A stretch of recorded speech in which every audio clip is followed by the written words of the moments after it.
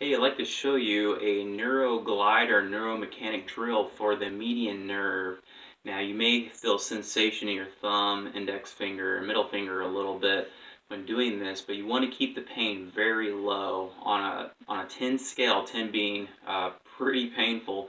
You want it to be about a 3. You don't want it to exceed that. If you feel pain above a 3, stop immediately. And yeah, just keep the pain relatively low, or the tingliness, numbness a little bit low.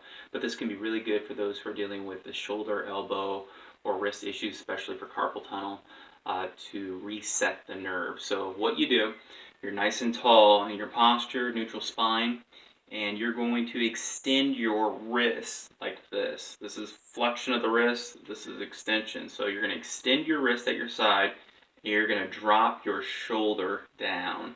And just by doing that, you're keeping that down, you can almost feel that go down to the arm, into those 3, thumb, index finger, middle finger a little bit. Then after you're done extending that shoulder, putting that shoulder down, you do external rotation of your arm. So your fingers are going to kind of point behind you a little bit, or as much as you can while doing that. And to make this even more challenging, you can abduct your shoulder away from your body, right there, just a little bit. Doesn't have to be a lot. And you can also side bend your head away. I can definitely feel that just even doing that alone.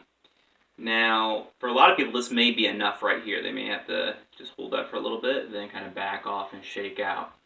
Now, depending on where your pain's coming from, say if it's in your shoulder, you can add a little bit of motion to the shoulder. If it's in your elbow, you can add a little bit of motion to your elbow. If it's in the wrist, like in carpal tunnel and things like that, you can focus on a little bit of motion there. So I'll demonstrate kind of in those 3 areas. So again, you're extending your wrist, nice and tall posture, dropping that shoulder down, externally rotating the arm, abducting away, and then I'm going to side bend my head away. So say if the pain's in the shoulder, I can do very small little circles, 3 circles in one direction, then switch it up and go 3 circles in the other direction, then maybe reset after that.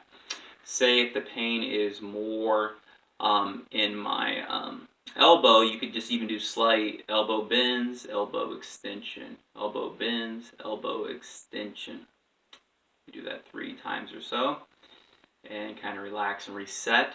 But if it's having more pain in your wrist, you can also do a flexion extension in the wrist as well. It's just kind of taking the tension off, extend, flex a little bit, and extend.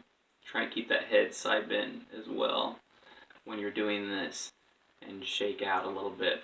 And you may feel weirdness in your hand a little bit. Again, try to keep the numbness or the pain down to about a 3. This is a really good drill for warming up, especially if you're sitting all day and you're typing, or you're having carpal tunnel type syndrome, or referred pain in these 3 fingers. It can be a really good thing to do for a warm up, or just to restore function to the nerves. The nerves, when they're normally compressed, they can definitely, it's not good for them. So sometimes by stretching them out a little bit and resetting them, it can get them firing properly. When we come back, we'll look at a neuromechanic drill for the radial nerve.